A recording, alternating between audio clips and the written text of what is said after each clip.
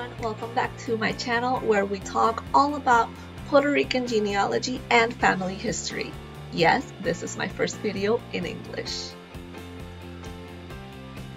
In today's video, we're going to discuss a subject that really fascinated me the first time that I heard about it, and it's about the Indian schools that were run by the US and Canadian governments. This one more about the ones ran by the US government, specifically about Carlisle Indian School. Now, I'm not going to go into the whole history of the Indian schools. In a nutshell, they would send Native American children to these schools to indoctrinate them into Anglo society, Anglo culture, erase their culture, their history, their language, and most times by duress, and it was a very traumatic experience for these people. There is a very horrible quote which was, kill the Indian, save the child. So basically they wanted to erase everything having to do with their Indian Native American culture in order to save them.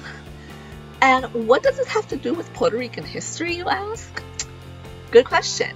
So, did you know that Puerto Rican children were also sent to these schools? Now, I want to preface all of this by saying that the Puerto Rican children sent to these schools were not necessarily indigenous, meaning Taino Indians. We do know that most Puerto Ricans have indigenous Taino blood in them. So yes, I am guessing that these children, as part of their lineage, did have Taino blood, but these were not children that were taken from any type of Taino tribe or settlement. These were children from the main Puerto Rican society, and the parents would send these children because they thought that they were sending their kids to learn English and to take advantage of opportunities that were not available in Puerto Rico, education opportunities to be exact. So while they were sold dreams that they would learn English, that they would be trained in law and medicine and other amazing opportunities, that was not the case. These schools were operated under the ideology that Native Americans and African Americans were inferior to whites, and starting in 1898, so were Puerto Ricans and Cubans. So in order to solve the Indian and the Negro problem, they designed these schools where they would basically do acculturation under duress. And basically what they professed was that they were saving these people from themselves. These kids were forced to speak English. They were prohibited from speaking any of their own languages. They had to give up any of their own traditional clothing. They were indoctrinated into Protestantism, and they were even prohibited from spending time with kids from their own cultural background. So during this whole ordeal, there were only 60 Puerto Rican children sent to Carlisle, of which only 7 ever graduated. Juan Jose Osuna was one of those Puerto Rican children sent to Carlisle, and he recalls his disappointment when he learned that he would not be studying law at Carlisle as he was told he would. And when he left the school, he was placed with a Welsh family in Pennsylvania. Now, this was something called the outing system, which encouraged students not to return home and instead live with a family that could further acculturate them. Now, this whole Indian school thing was a business, like most things. So the students were part of a master plan to secure funding to Carlisle. There was government funding for every student that would get placed in these schools, kind of like the charter school system today.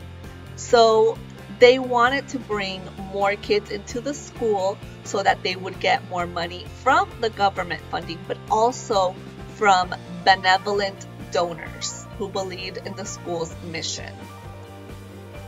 Now, in Carlisle's case, the finances were not the best, so the owner, a man by the last name of Pratt, had the idea to bring in children from the newly acquired territories such as Puerto Rico and Cuba, and he deliberately made them look and feel to the rest of the American public that these kids were also Aboriginal, indigenous Indians that needed to be saved from themselves.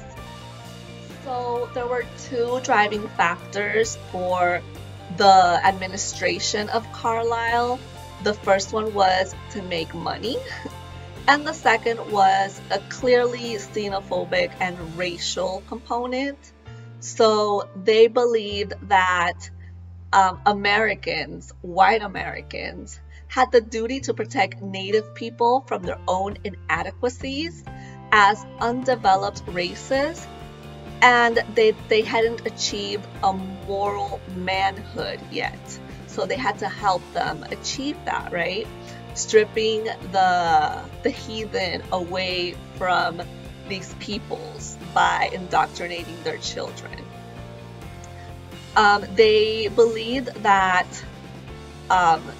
that Black Americans could never reach the status of white Americans, and that Puerto Ricans and other colonized groups were equal to Native Americans. Pratt wanted to enroll as many Native American students as he could, and that's why when the United States acquired these territories, he equated these children with Native American children. Now, he really wanted his donors to know that these were not Black children, but Native, indigenous children, because there was a huge donation gap when it came to educating indigenous children to educating Black children. For example, there was a group called Friends of the School, which was a Quaker donor group, and they were not as inclined to donate to educating Black students as they were inclined to donate to educating indigenous students. So even though Quakers were, famously anti-slavery, that doesn't equate to being pro-Black. So just like indigenous parents, Puerto Rican parents were not told that their kids would be enrolled in a militarized enclosure of Anglo civilization. So the first time that they could hear about this was when the kids were first allowed to write home by 1901, and they wrote home with horrible grievances about the nature of the school, what they were being taught, the state of the food, the state of the building, the quality of the education. And that actually got the attention of Luis Muñoz Rivera, the famous Luis Muñoz Rivera. At this time, he was the editor of San Juan's largest newspaper, the Puerto Rico Daily Herald. And he decided that he'll pay Carlisle a little visit. After the visit, he decided to pen an op-ed in his newspaper where he gave a negative opinion of Carlisle. And this dissuaded a lot of parents from ever sending their kids back to Carlisle or sending kids at all to Carlisle. And by 1903, nearly 10% of the Puerto Rican children enrolled in Carlisle had managed to escape the school and go back to Puerto Rico, and only 5 more would ever enroll for the rest of Carlisle's existence.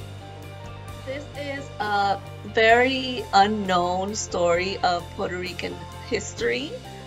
Most people do not know this, and when I first found out, I was fascinated and shocked that I didn't know, because I had previously done some research on the Indian schools in the United States and Canada.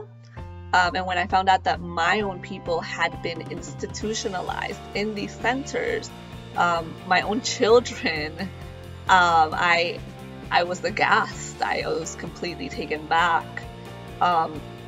Again, only 7 out of the 60 Puerto Rican children ever graduated from Carlisle.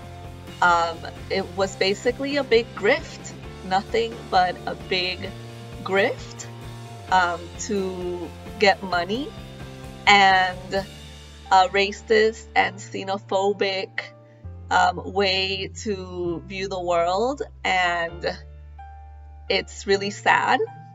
So I hope that you did learn something new today about Puerto Rican history. And thank you. Remember to subscribe, like. I have a lot more videos if this is your first time tuning in. All my other videos are in Spanish. I will be doing more in English, but they all have English subtitles. Thank you.